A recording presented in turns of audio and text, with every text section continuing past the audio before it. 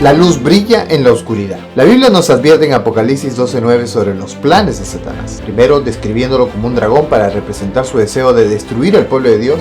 Y segundo, tratándolo como una serpiente, haciéndonos una referencia al engaño del Edén y darlo por engañador. La historia cristiana es conocida por sus persecuciones. Hubieron varias persecuciones romanas a los cristianos, desde Nerón, Domiciano, Trajano, Marco Aurelio, pero las más crueles se dieron en tiempos del emperador Decio. Fueron las persecuciones más severas y generalizadas contra todos los cristianos. En tiempos del emperador Valeriano, donde se promulgaron edictos que exigían la adoración del culto imperial y por ende prohibían el cristianismo. Incluso se ejecutó en ese tiempo al Papa Sixto II. Y en los tiempos de Diocleciano, las persecuciones durante su reinado fueron las más severas. Incluso se le conoce como la Gran Persecución, que inició en el año 303 de nuestra era y continuó hasta el 305 de nuestra era. En este tiempo se exigía la adoración al emperador y a los dioses romanos tradicionales. También se prohibía el culto cristiano y se ordenaban las destrucciones de las iglesias e incluso los textos cristianos. En este tiempo, los cristianos fueron arrestados, torturados, ejecutados y sus propiedades fueron confiscadas. Pero a pesar de todo, los cristianos que enfrentaron la situación a costa de su vida plantaron la semilla sobre otros que se levantaban en su lugar.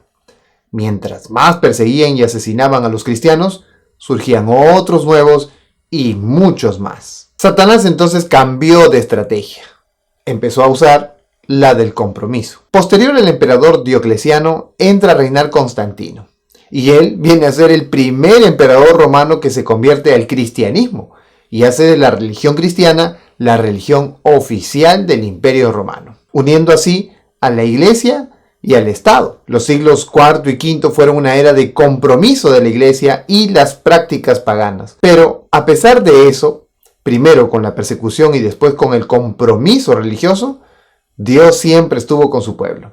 La verdad era valiosa y había quienes la buscaban y la vivían. Jesús dijo que el autor de la verdad era Él mismo. En contraste, Satanás es mentiroso y padre de la mentira, como que Él engendra o sale de Él solo mentira.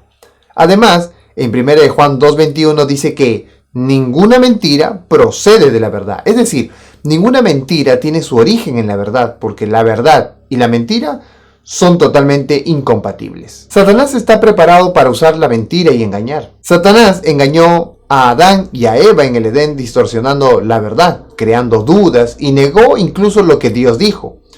Tú no morirás.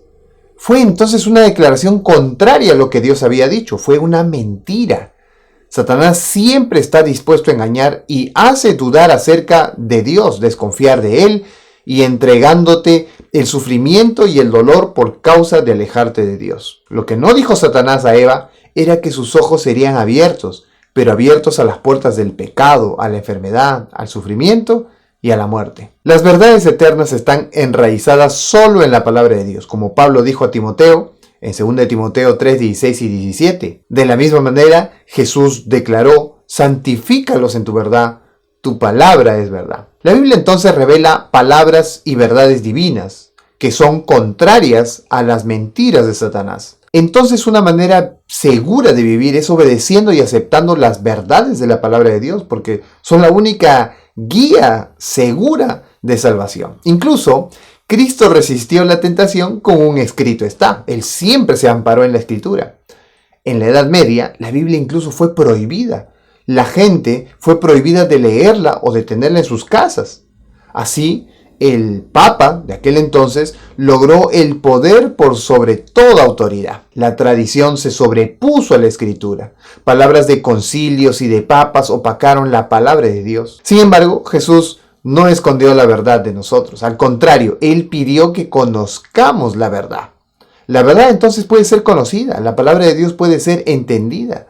Satanás sabe muy bien que si él puede distorsionar las Escrituras, él puede llevar a la humanidad a las tinieblas. Ahora veamos algunas advertencias apostólicas. Pablo advirtió a los líderes de Éfeso a ser fieles a la Biblia y compartir sus verdades eternas con sus congregaciones. les advirtió de la estrategia del diablo de introducir la apostasía en la iglesia. Él no estaba preocupado solo de la persecución que iban a pasar, sino también sobre la apostasía que iba a surgir dentro de la misma iglesia. Veamos Hechos 20, 27 al 31. Dice así: porque no he rehuido anunciaros todo el consejo de Dios. Por tanto, mirad por vosotros y por todo el rebaño en que el Espíritu Santo os ha puesto por obispos, para apacentar la iglesia del Señor, la cual él ganó por su propia sangre. Porque yo sé que después de mi partida entrarán en medio de vosotros lobos rapaces, que no perdonarán al rebaño. Y de vosotros mismos se levantarán hombres que hablen cosas perversas para arrastrar tras sí a los discípulos.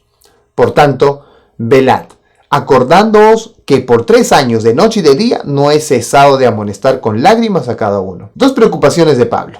Primero, los lobos salvajes que no perdonarán al rebaño. Con esto él se refería a la persecución que vendría sobre el cristianismo. Ellos padecerían persecución y es cierto, quienes rechazaban adorar al emperador de rodillas fueron torturados, aprisionados y hasta quemados. En segundo lugar, hombres que hablen cosas perversas. Con esto Pablo se refería a las herejías dentro de la iglesia. Las falsas doctrinas poco a poco fueron sustituyendo la verdad divina. La iglesia en realidad poco a poco se comprometería con el mal y traería por consecuencia una apostasía, un abandono de la verdad de Dios. Segunda de Tesalonicenses 2, del 7 al 12, describe justamente esta apostasía. Porque ya está en acción el misterio de la iniquidad, solo que hay quien al presente lo detiene, hasta que él a su vez sea quitado de en medio, y entonces se manifestará aquel inicuo, a quien el Señor matará con el espíritu de su boca y destruirá con el resplandor de su venida. Inicuo, cuyo advenimiento es por obra de Satanás, con gran poder y señales y prodigios mentirosos, y con todo engaño de iniquidad para los que se pierden, por cuanto no recibieron el amor de la verdad para ser salvos. Por esto Dios les envía un poder engañoso, para que crean la mentira, a fin de que sean condenados todos los que no creyeron a la verdad, sino que se complacieron en la injusticia. Pablo destaca aquí el misterio de la iniquidad, y que ya estaba actuando incluso en sus días. También podemos encontrar 2 razones para este engaño. En primer lugar, los injustos, los impíos, no quieren recibir la verdad. Y en segundo lugar, los injustos tampoco quieren creer la verdad. No es que ellos no tengan oportunidades de conocer la verdad, al contrario, ellos desaprovechan la oportunidad. Dios les dio a saber y a entender su palabra, pero sus deseos y planes de vida no estaban en armonía con los planes y propósitos de Dios. Este alejamiento de la Escritura floreció abundantemente en esa época, especialmente cuando los discípulos murieron y los ídolos y la idolatría fueron introducidas poco a poco, contrariando el segundo mandamiento.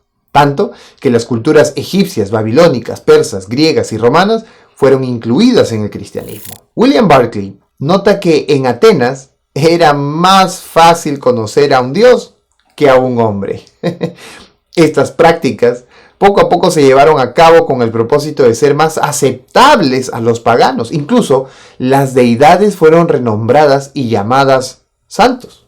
Júpiter, por ejemplo, representó en algunas ocasiones a Dios el Padre y luego representó a Pedro el apóstol. Marte, por San Jorge, y las fiestas de Saturno fueron conocidas como la Saturnalia, con la fiesta de Navidad. La gran madre de los dioses Cibeles fue renombrada como la Virgen María. El día del dios Sol fue entonces adoptado como día de adoración cristiana en honor a la resurrección de Jesús. Pero esto no eran más que prácticas paganas que se estaban amoldando al cristianismo. Ellen G. White también opina lo siguiente: casi imperceptiblemente las costumbres paganas llegaron a la iglesia cristiana. El espíritu de compromiso y de conformidad fue restringido por un tiempo por las feroces persecuciones que soportó la iglesia bajo el paganismo. Pero cuando cesó la persecución y el cristianismo entró en las cortes y palacios de los reyes, dejó a un lado la humilde sencillez de Cristo y sus apóstoles por la pompa y el orgullo de los sacerdotes y gobernantes paganos. En lugar de los requisitos de Dios, los sustituyó por teorías y tradiciones humanas.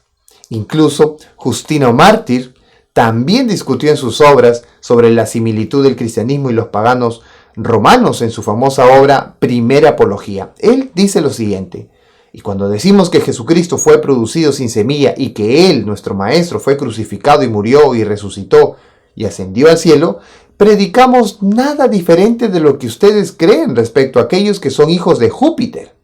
Porque en verdad, ustedes saben cómo, habiendo sido llevada Perséfone, hija de Deméter, en compañía de Júpiter, ella fue violada por Plutón y fue guardada secretamente en el submundo. Pero como nosotros no decimos que se guardó secretamente, sino que fue crucificado y murió y resucitó y ascendió al cielo, tenemos la fe de que es aceptado por ustedes, aunque se trate de un castigo de criminales, en el cual incluso los más viles de los hombres son enterrados en la tierra. El sepulcro, sin embargo, donde Cristo fue depositado es solo por un corto tiempo, mientras que el más vicioso de los hombres son eternamente retenidos en la tierra. De la misma manera, Tertuliano también en sus obras como Apologeticum y de Idolatría, también destaca la relación entre el cristianismo y la cultura romana de aquel entonces. Nosotros, dice él, no hacemos como ustedes amontonando estatuas, peanas, candelabros y otros ornamentos profanos que sirven para las fiestas y las procesiones de los dioses. Y en cambio, no tiene nada que ver con las costumbres de sus padres, ni con las fiestas de su patria, ni con las alegrías públicas. Si por un raro efecto de casualidad y sin ninguna intención religiosa nos vemos obligados a pasar por delante de un templo, vuestros dioses no obtienen de nosotros la menor honra, ni siquiera el reconocimiento de una mirada. Nosotros ni siquiera alzamos los ojos hacia los que adoráis y cuyas estatuas adornáis con flores y coronas. Los líderes religiosos incluso declararon santo a alguien o alguna cosa que solo Dios puede llamar santo. Esto iba en contra de Dios porque llamaron santo a lo que era profano. Recordemos que solo la palabra de Dios puede definir la verdad. Así que la Biblia sería nuestra única guía hacia la verdad. La Biblia, por lo tanto, presenta el plan del cielo para nuestra salvación. Este es el único libro que se denomina la palabra de Dios. En ella encontramos el plan de Dios, pero también expone los engaños satánicos y revela las mentiras de Satanás. ¿Qué podríamos saber nosotros sobre el plan de salvación si no fuera por la Biblia? ¿Cómo sabríamos de las enseñanzas de Jesús si no fuera por la Biblia? Obviamente, al leer la Biblia, también debemos invocar la presencia de Dios a través de su Espíritu Santo, porque el mismo Espíritu que inspiró la Biblia nos inspira a nosotros cuando la leemos. Sin embargo, a medida que las tentaciones de Satanás se vuelven más intensas, necesitamos más incluso ir hacia la palabra de Dios.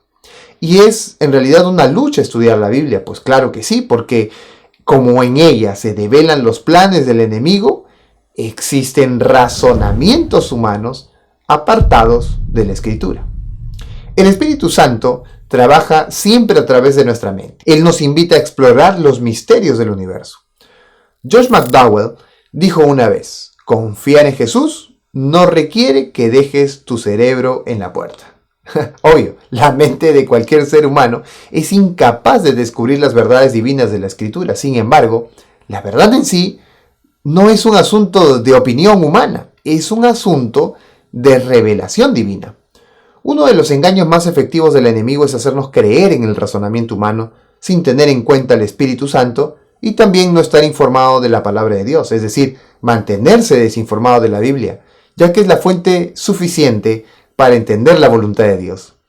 En Proverbios 16:25 dice de la siguiente manera: hay camino que parece derecho al hombre, pero su fin es camino de muerte. Todos los caminos del hombre, todas las lógicas humanas, las estrategias o técnicas de entendimiento humano nunca superarán a las de Dios. Es notable que necesitamos de su ayuda para comprender, necesitamos sin duda del Espíritu Santo. Dios no nos ha dejado solos en nuestro viaje de la tierra al cielo. El Espíritu Santo es el que nos dirige hacia las Escrituras. Y las Escrituras, nos dirigen de regreso a casa. La Biblia es entonces nuestro compás, nuestro mapa, nuestro GPS que nos guía hacia la tierra prometida. ¿No nos gustaría entonces estudiar la Biblia? Pues yo creo que sí. Así que sigamos estudiando juntos cada semana y déjame un comentario aquí con tus reacciones sobre este estudio. Nos vemos en el siguiente capítulo.